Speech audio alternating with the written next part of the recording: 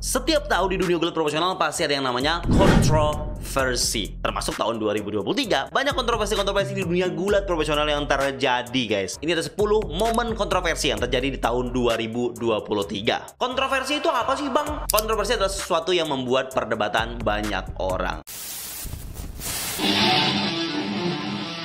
Yang pertama adalah Jon Moxley yang bertarung melawan Rey Fenix. Dia bertarung pada saat gegar otak. Match Rey Fenix melawan Jon Moxley terjadi di AEW Dynamite Grand Slam, di mana dari sejak awal match Jon Moxley itu kena gegar otak, tapi tidak diketahui oleh wasit. Ini membuat Jon Moxley harus menjalankan matchnya sebagai orang yang baru aja gegar otak. Dia bisa menyelesaikan matchnya, cuma endingnya terasa seperti ada yang aneh.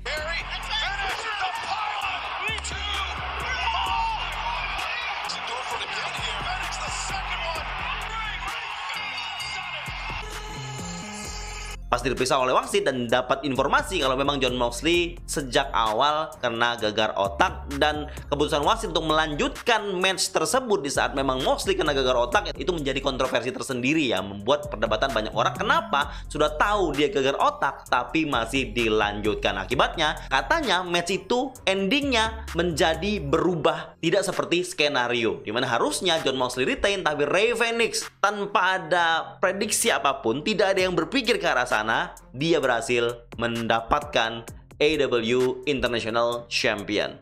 Ini menjadi pertanyaan banyak orang, kenapa endingnya kok bisa tiba-tiba Rey Fenix menang, terus Jon Moxley terlihat aneh, Jon Moxley terlihat bermasalah, dan dikabarkan setelah itu kalau memang Jon Moxley kena gegar otak dan harus istirahat. Sesuatu yang cukup mengejutkan dengan kemenangan yang tidak diduga, cukup menjadi perdebatan orang. Kenapa matchnya terus dilanjut hingga akhir di saat Jon Moxley cedera sejak awal pertandingan? Yang kedua ialah NWA yang memberikan segmen yang cukup kontroversi pada saat acara mereka, di mana mereka menayangkan seorang karakter, Father James Mitchell, itu menggunakan narkoba di acara televisi mereka. Well, it's definitely paper. Wow. Maybe they're just enjoying. Padahal saat itu sebuah stasiun TV cewek itu menawarkan untuk kontrak menyiarkan NWA. Tetapi katanya gara-gara segmen drugs tersebut ini membuat cewek sudah tidak lagi menawarkan kontraknya untuk menyiarkan NWA, dan kemudian cewek lanjut menandatangani kontrak untuk menyiarkan NXT di tahun 2024. Sayang sekali ya, NWA kehilangan kontraknya gara-gara segmen yang mereka bikin sendiri. Ini menjadi kontroversi yang cukup besar juga pada saat tahun 2023. Yang ketiga, jumlah penonton all in. Kita tahu AEW sangat mengiklankan kalau jumlah penontonnya atau tiket yang terjual adalah 81.035 orang yang hadir di event tersebut di Stadion Wembley. Ini merupakan rekor, sebuah pencapaian, menjadi event gulat terbesar di dunia gulat profesional sepanjang sejarah di dunia. Tetapi diungkapkan setelah beberapa minggu kalau polisi yang mengamankan acara, yang menghitung jumlah acara secara resmi ketika ada orang masuk gitu ke dalam stadion tersebut, jumlahnya hanya 72.265. Ini menjadi kontroversi perdebatan banyak orang. Kalau ternyata berarti kalau memang itu jumlahnya, AEW All In bukan jadi acara gulat terbesar di dunia sepanjang sejarah dong. Atau memang ada hitungan lain yang jadi dasarnya AEW untuk menghitung jumlah 81.000 lebih orang itu? Atau memang nyatanya 72.000? Inikah yang jadi alasan kenapa Tony Khan mau mengadakan All In lagi untuk memecahkan rekor 72.000 itu? Atau mereka kembali akan mengiklankan, mempromokan kalau tahun kemarin itu jumlahnya 81.035. Terus yang benar yang mana? Nah, itu namanya kontroversi, guys. Tahun 2023, kontroversi berikutnya, Twitternya Tony Khan. Sepanjang tahun 2023, Tony Khan yang mendapatkan banyak kontroversi dan serangan dari berbagai macam aspek. Dari legend-legend yang WWE, dari fans-fansnya WWE, dari banyak orang yang tidak suka dengan AEW. Dengan keputusannya Tony Khan selalu membalas mereka dengan cacian yang bisa dibilang tidak elegan lah untuk seseorang yang memiliki sebuah brand ataupun perusahaan yang image-nya harusnya baik. Dan Tony Khan sering juga ketika ada sesuatu pencapaian yang WWE dapati atau mungkin dia lihat apa yang terjadi di WWE, dia selalu memberikan komentar-komentar yang bisa dibilang cukup kontroversi. Termasuk salah satunya di mana dia mengomentari soal Vince McMahon, dia pernah sempat mengomentari soal apa yang terjadi di WWE dan lain sebagainya. Tweet-tweetnya Tony Khan ini membuat kontroversi yang bisa dibilang perdebatan perdebatan dan juga kekesalan bagi banyak fans, khususnya fans WWE. Fans AEW pun menganggap apa yang dilakukan Tony Khan ini sesuatu gerakan yang tidak elegan, yang memang inti dia melakukan itu untuk dia membela company yang dia miliki saat ini, dan dia selalu melakukan itu. Ini dianggap sebagai blunder bagi seorang pemilik atau seorang pemimpin dari sebuah promosi gulat profesional. Banyak kontroversi yang terjadi akibat tweetnya Tony Khan. Apalagi saat Tuesday Night War di mana Edge debut di AEW, NXT akan mendatangkan John Cena dan Undertaker, tuh Tony Khan banyak nge-tweet tuh hal-hal yang negatif terkait legend-legend yang ada di acara NXT tersebut. Itu merupakan kekesalannya dia ya. Tapi banyak yang menganggap seorang presiden sebuah promosi gulat besar tidak seharusnya melakukan atau mengatakan hal tersebut di sosial medianya. 2023 tidak lepas dari ekspektasi yang besar bagi setiap orang, termasuk saya. Saya ekspektasi Cody menang di WrestleMania. Kekalahan Cody jadiin kontroversi tersendiri, momen kontroversial sendiri yang layak masuk list ini. Ekspektasi orang ke Cody sangat tinggi karena ini harus menyudahi championship reign yang dimiliki oleh Roman Reigns yang cukup lama membosankan, dan orang berharap ini jadi era barunya WWE kan saat ini di mana Triple H megang cukup banyak atau cukup signifikan kreatif ya, dan Vince McMahon baru masuk lagi beberapa hari sebelum WrestleMania untuk deal-dealan harga, deal-dealan kontrak baru pembelian WWE. Tetapi sepertinya memang Vince masih terlibat dalam keputusannya, atau mungkin Triple H yang memutuskan kalau Roman Reigns masih akan lanjut sebagai champion tertingginya WWE. Entah sampai kapan, mungkin sampai Imam Mahdi muncul guys ya, sampai kiamat alias guys ya. Dan kekalahan Cody Rhodes di WrestleMania 39 cukup menyakitkan bagi para fans dan cukup menghancurkan ekspektasi akan adanya era baru di WWE guys untuk saat itu. Tapi setelah beberapa bulan setelah itu saya merasa memang kepemimpinan Triple H memegang apa yang terjadi WWE sekarang bisa dibilang perubahannya cukup signifikan dan lebih jelas lah arahnya. Apakah arahnya akan Cody menang? Nggak tahu guys ya. Yang keenam, Ric Flair yang gabung ke AEW. Ketika Ric Flair muncul ke AEW, banyak orang khususnya WWE fans yang haternya AEW sangat-sangat mengomentari dengan sangat pedas kehadiran Ric Flair, menganggap kalau AEW itu isinya cuma orang-orang tua saja, orang-orang pensiun dan panti jompo guys ya. Tetapi kenyataannya kedatangan Ric Flair memang tujuannya untuk mensupport Sting. Dan dia pun tidak akan ada match di sana, tidak akan dikasih spot besar untuk sebuah match main event, tidak. Tapi dia akan menemani Sting hingga Sting retire atau pensiun di AEW Revolution Maret 2024.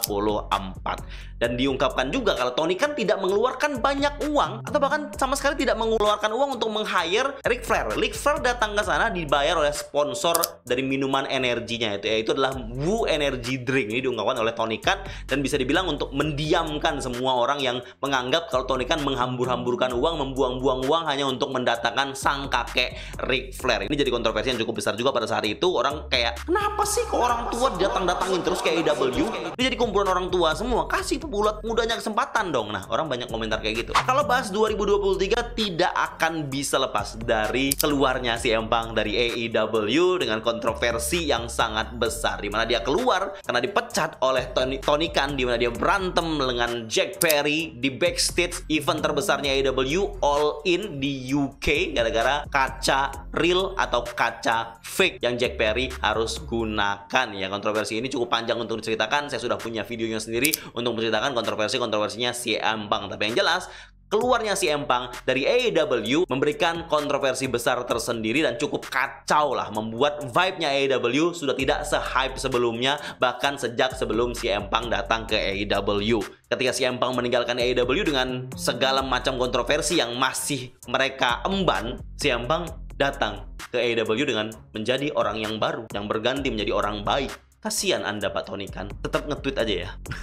Kontroversi besar tahun 2023 terjadi di awal tahun, yaitu Vince McMahon yang kembali menjadi chairman of WWE. Dia memutuskan untuk jadi chairman katanya untuk bantu deal-dealan harga untuk Endeavor untuk membeli WWE, dan dia berhasil. Dia ngedealkan harga besar dan membuat Endeavor membuat CKO dan menyatukannya dengan WWE dan UFC. Tetapi dia tidak tahu kalau Endeavor ataupun CKO membuat dia lepas dari pengaruh besar dia untuk mengatur-ngatur, merecoki kreatif yang ada di WWE, dan sekarang keputusan dipegang penuh oleh Triple H. Tapi Vince McMahon yang masuk lagi ke WWE pada saat menjelang WrestleMania jadi chairman lagi, dan bahkan di kontraknya dia jadi chairman sampai dia mati. Itu jadi kontroversi besar juga pada saat itu yang membuat saya sangat kesal. Videonya ada, guys.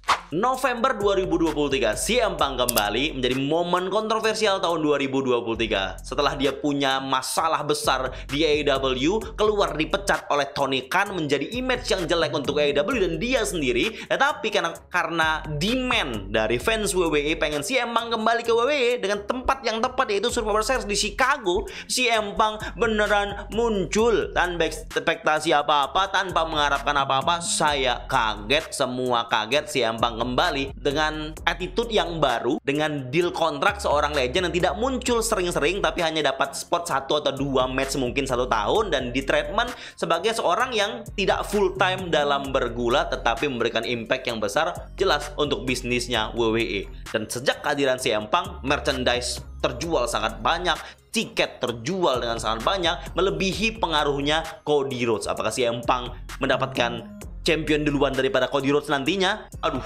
Yang ke-10, momen besar yang terjadi adalah TKO dibuat untuk menyatukan WWE dan UFC. Ini Anda 4 yang baru saja beli WWE, itu membuat sebuah lembaga yang namanya TKO yang masuk ke saham publik, di mana memimpin 2 brand besar, WWE dan UFC. Mereka merger, mereka bersatu, dan ini semakin memantapkan WWE sebagai salah satu brand besar bersanding dengan UFC. Satu settingan, satu beneran, guys ya. Dan deal yang sangat besar yang didapatkan oleh Vince McMahon memberikan keuntungan bagi setiap orang yang terlibat dalam deal-dealan tersebut, termasuk Nick Khan, Triple H, dan lain sebagainya. Dan kita harus terima kasih dengan TKO karena Ari Emanuel, pemilik TKO, CEO-nya TKO, yang memutuskan untuk semua kreatif dipegang Triple H, tidak boleh dicampur-campur, tidak boleh diganggu-ganggu, micromanage oleh Vince McMahon. Itu poin besar, guys ya, karena sejak saat itu, sejak diputuskan begitu, Triple H bisa bebas untuk meramu apapun yang dia siapkan, bahkan menuju event-event besar, dan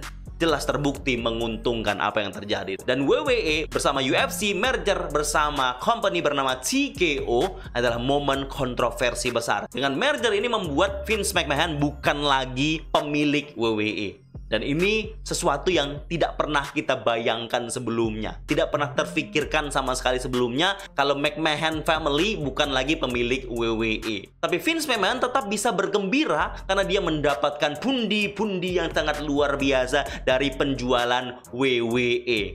Dan itu jelas 10 momen kontroversi yang terjadi di tahun 2023 yang dianggap sebagian orang tahun yang cukup gila bagi dunia gulat profesional. Apakah 2024 akan lebih baik, akan bahkan lebih terpuruk? Aduh, janganlah, guys ya. Kita harap yang terbaik di tahun 2024. Thank you.